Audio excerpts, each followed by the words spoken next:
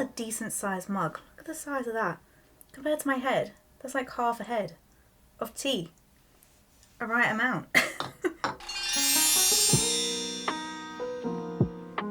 Hello, my name is Scarlett and I run a small business called AFRAYED Upcycling. I take secondhand textiles and make new, size inclusive, maximalist clothing and accessories. But that intro might change in 2025. So this video is going to be about some things that I've been thinking about and some plans that I have for the business, which some people might love and some people might hate. So let's get into it. I think patrons already know what has been going on in my mind, but I don't think you guys know, so I'm just gonna share some stuff. I'll be really honest, the last couple of months, probably since September, I've been a little jealous of people with normal jobs. And by normal, I just mean office jobs, a 9 to 5. And it sounds crazy because when I first was doing a full-time job along with trying to do this business on the side, I was constantly like, oh, I can't wait to the day that I get to be full-time having a small business. Sorry. What I mean is, I love having a small business. I mean, there are so many pros to it. I mean, I can have days off when I want. Part of my job is going fabric shopping, which is something I already love doing. So to call that a job is insane to me. I get to just make things all the time, create all the time. There are so many pros, but probably one of the biggest cons for me in particular that I've experienced in the last 2 years since going full time is the amount of work, labour involved. And it's not just the sewing part, because yes, that's very labour intensive, but it's mainly with a normal job, you can go home at 5 o'clock, not really think about work, have your weekends and things like that. If you want to get crafting on a weekend, you can do that because it's separate from your work. But I feel like I can't really do that because I'm sure there must be like an actual phrase for it, but like work guilt or craft guilt? I don't know. And like what I mean is I'll have a couple of hours free at the weekend, and if I had a normal job, I could maybe do I don't know, make myself something and not feel guilty. But instead I look at the extra time that I've got and just think, I'll just make a couple of bags, or I'll just make a start on a few orders that I should probably start on Monday. And of course there are solutions for this. I could have my weekends off, like be really strict about it, like only do my 9 to 5 work hours in my business. But unfortunately, I don't know if maybe it's just me, but I feel like I can't do that because it's constantly, social media needs to be sorted, new ideas need to be put into place. I don't have regular income coming in, so I can't really have a day off. So yeah, there's lots of things. And don't worry, I'm not closing the business. I just want to tweak a few things going into 2025. And it is mainly because I released my very first pattern, which was the Joy tea towel dress pattern, and that was in 2022 or 3. I think it was 2023, August 2023. Yes, it was. And I really loved how much freedom it gave me, and I most importantly loved that people were using the pattern to make their own dresses, showing me their little hacks with it, and that fills me with so much joy that I then have released since then the kissy apron dress, the bloomer tie trousers, the beryl jumpsuit, and then soon the tea wrap jacket. So it's made me think that going into 2025, I really want to focus on the DIY aspect of the business. And I think previously I've relied so heavily on the tea towel order income because that is the biggest chunk of my income. But I really want to focus on tutorials and workshops maybe. I'm not too sure about workshops just yet, but definitely online stuff, patterns, tutorials. Yeah.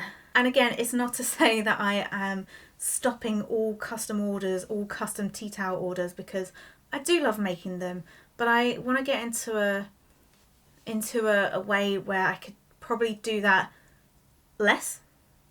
Because again, it's just very labour intensive. I mean, every month I need to source fabrics, which of course I love doing, but when you do it day in, day out, month by month, and then your entire income relies on that, it can be quite stressful.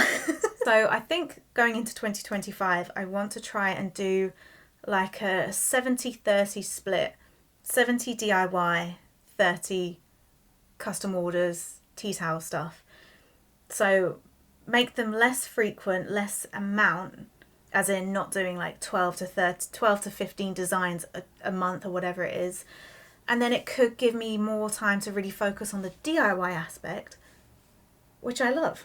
I do think YouTube has really opened my eyes with this side of the business as well. I didn't realise how much I enjoyed it, because you have a bit more of a creative freedom with YouTube, and if I can get paid for exploring different ways of upcycling, then is that not like the dream? Because I think I struggle with purpose, trying to find like my purpose in life, and I'm in such a privileged position that I can that what I'm doing kind of is a purpose, because I only use secondhand textiles and I try to make comfortable, unique things and hopefully inspire people to maybe dress a little different. But I feel like my purpose could be more rounded. I'm not very good at English.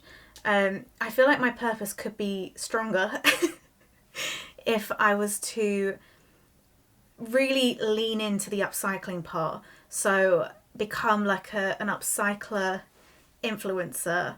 I don't really like the word influencer, but I hope you get what I mean.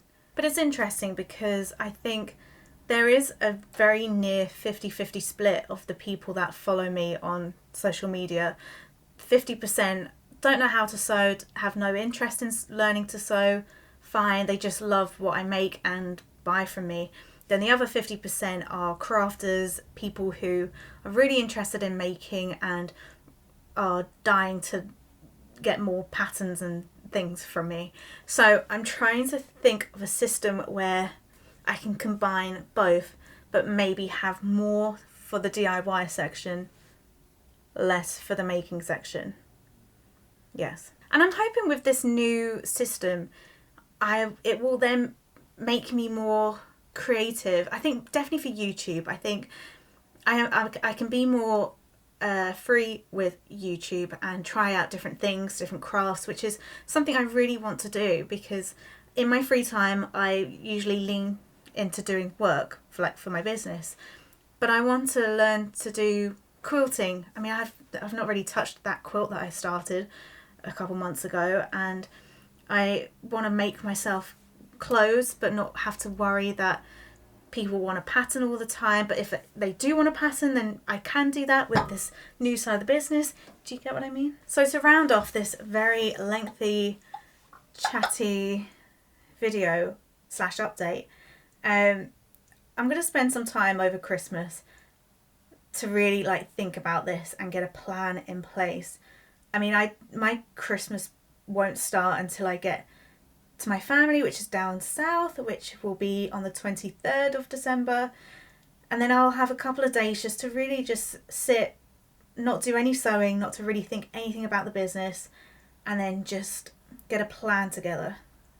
But anyway, I am sorry that this video for this week is a bit lame. Hopefully the next video will be a little more interesting. I think I'm going to do a little day in the life with making Christmas stuff. But yeah, and again, don't worry about trying to get orders in for tea towel garments. I haven't stopped them. I am thinking in 2025 these are going to be dramatically reduced. I'm sorry. But anyway, I hope you enjoyed this video. If you can, like, comment and subscribe. Let's say for comments, let me know if you are a crafter. No, actually, yeah, if you can comment, let me know, are you someone who just enjoys the things I make, or maybe you've bought something from me that is a clothing item or an accessory, or are you a crafter and want to get more tutorials and stuff? Let me know, please. Yeah, see you next time. Bye.